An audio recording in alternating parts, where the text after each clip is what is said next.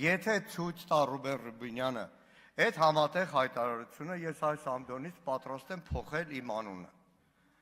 Ստում է պարոն Ռուբինյանը, 1988 թվական հոկտեմբեր ամիս Հայաստանում գործադուլներ, ցույցեր եւ այլն եւ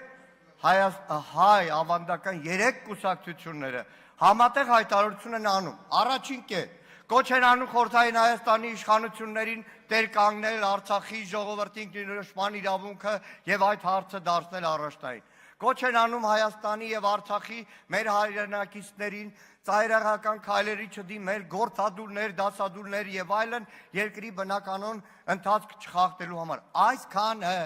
չկար անկախություն,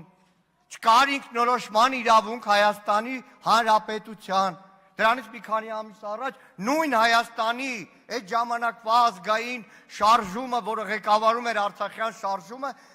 88 թվականի մայիսի 28-ին եռագույնով բեմ մի տակ չկանգներ։ Չկար 88 թվականին անկախության շարժումը, որ այստեղից էլ